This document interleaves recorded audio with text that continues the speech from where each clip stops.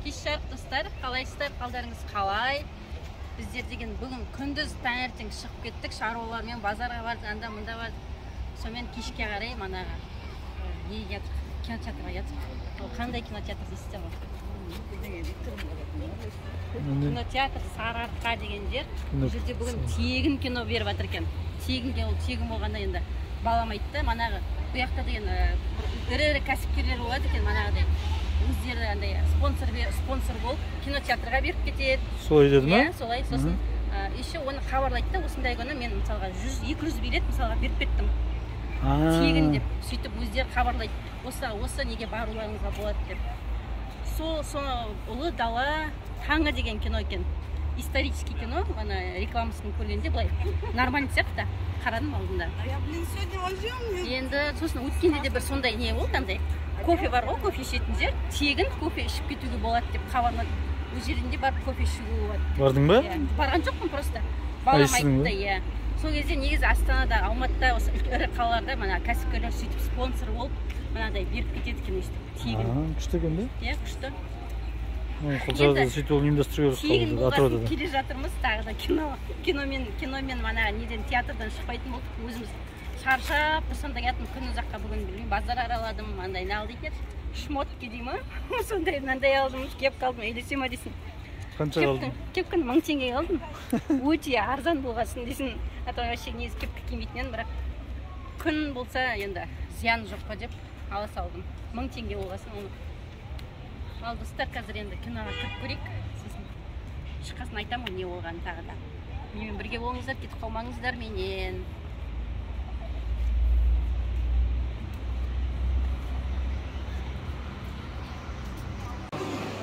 Осындай ұлы дала қырандары деген кино.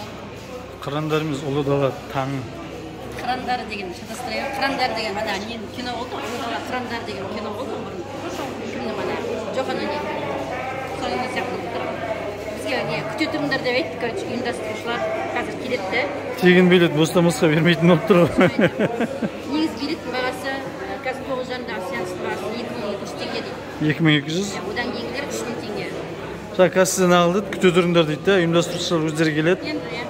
Сосын өздері айтады деді ма? Сөйтіп айтты. Қай жер бос болады, сол жерге отырасыңдар деген сияқты.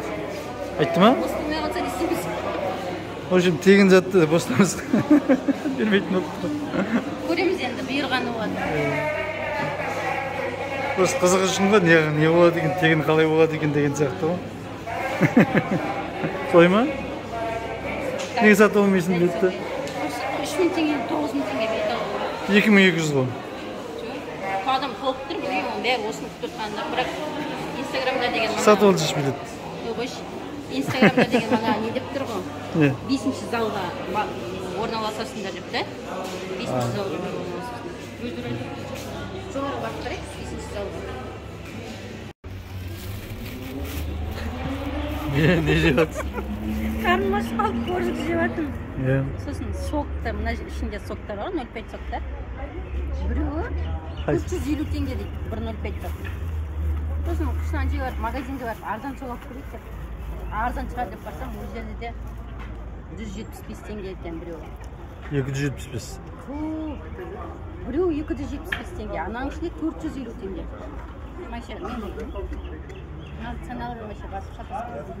Еще қарным ашқасын коржик сатып алды. Енді мына адам бәрі соны күтіп тұр, енді білмеймін, ол киноға кіре аламыз ба, кіре алмаймыз ба, әлі келген жоқ. Қызық екен, бірақ бұндай. Даладан күтіңдер дейді, кассирлер айтады. Даладан күтіңдер деп тұр енді. Көреміз, кімге атқанын қарап отырамыз. Бір залды сатып алған 240 орында. Сол 240 орында қай жері бос, соң отырасыңдар да кетіп. Бұйырғанын көреміз ғой енді қазір. Кіре алмай қалсақ та енді өкпе жоқ. Таза ауамен келіп үйге барамыз.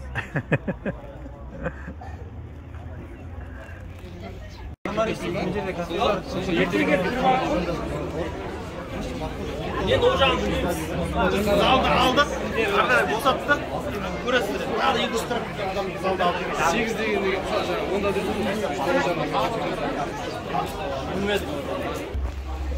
әлі күтіп тұрған адамдар дейсің. Дала жаңбыр жоқ па? Онда басталады десе де сағат 8 болды, 8-ден кетті, онда басталады десе де күтіп тұр. Сиямыз ба енді жаңбыр деген жауып тұр да. Манағы сыймай қалды ғой 240 адам. Иә. Енді манағы ұйымдастырып жатқан жігіттер өздері сөйлеп, тағы екінші зал сатып алдық, бірақ ол кино 10-да басталады дейді сеанс. Тағы да 241 орынды алған. Тағы да бір полный, енді 245-ті сатып алдық дейді. Енді бәрі осы жерде күтіп тұр. Білмеймін, бізде де. Мана кіре алмай қалған себебіміз анау кассирлер, иә? Ерте келдік негізінде. Кассирден сұрадық, кассир далада күтіңдер. Сағат 8-де кіргізеді деді. Организаторлар осы жерге келеді деді. Оказывается, сағат 7:30-да барсақ, уже орыншақ ішке бәрі толып кетті дейді. 8-ге 20 қалғанда бардық. Біздерде деген Уже кіргізіп тастады. кіргізбей қойған ғой, ана ертерек. Анжа толпа болып келді. Иә, адам көйіп кетеді деп, толпа болады деп кіргізбей тастаған ғой, төменде тұра тұрыңдар. Енді ол кассирлер солай жасады енді. Енді осы тағы да 40 адам жиналып тұр, енді оған кіре аламыз ба, кіре алмаймыз ба, босқа күтеміз ба оңға дейін. Адам деп. Ең бірінші кірдік, бірақ та адамдар артта әлі таласып кіріп жатыр. Іште уборка жинамастан кіріп кеттік қой бәріміз. Жинатпай кіріп кетті ма? Уборка жинадық, сол күйі адамдар шықты, біз кіріп таласып. Ең бірінші кірдік. Ең бірінші кірдік, Ең бірінші кірдік. Енді мағадан бері 3 сағаттан бері отырсың ғой, есік алдында. Қайта айтып, біз шығарып берген жоқ. Міне, үлкен кісілер жақпады ше.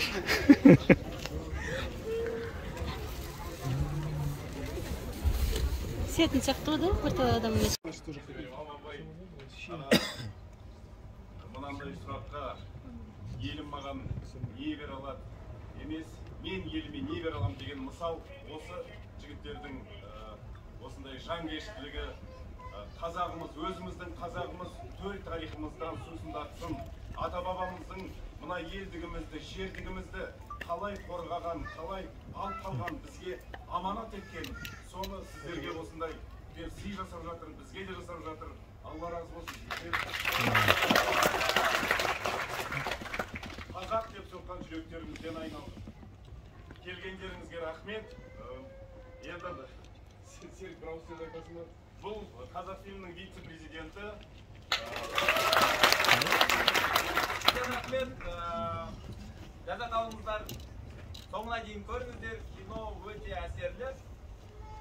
Бұл нағыз біз үшін, қазақ үшін керек кино. Басқа ешкімге керек емес. Бұл өзімізге, өзіміздің жастарымыз төл тарихымызды білсіндер. Мына отан сүйгіштікке, ұлт жандылыққа, патриоттық рухты оятатын туынды.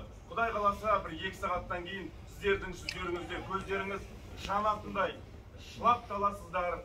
Сосын шыққанда қазақ боп туғандарыңызға мақтан тұтады деп ойлаймын.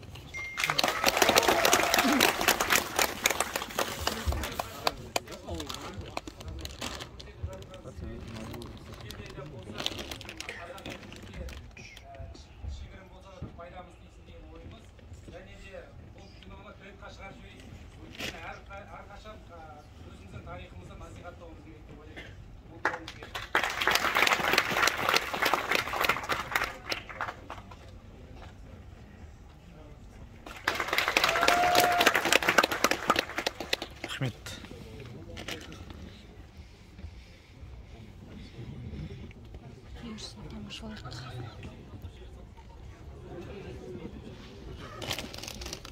Тамашалаймыз. Рахмет етпейсің ме ұйымдастырушыларға? Ұйымдастырушыларға жаңа кім деген атын естімей қалдым.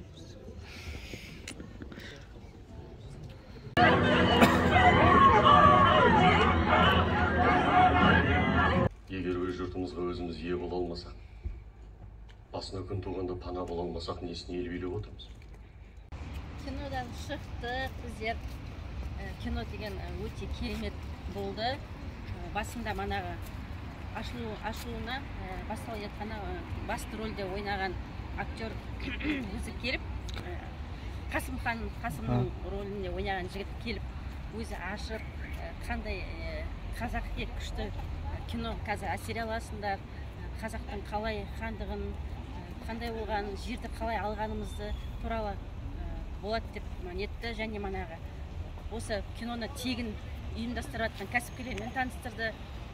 Сосын киномыз басталды. Енді киноны енді шынымен де ана жерде жан тебіретерліктей күшті әсер алдық.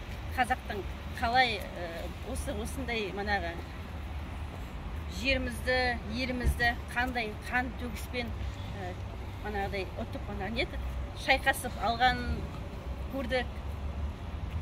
Жалпы жақсы кино, келіп қарауға тұрады.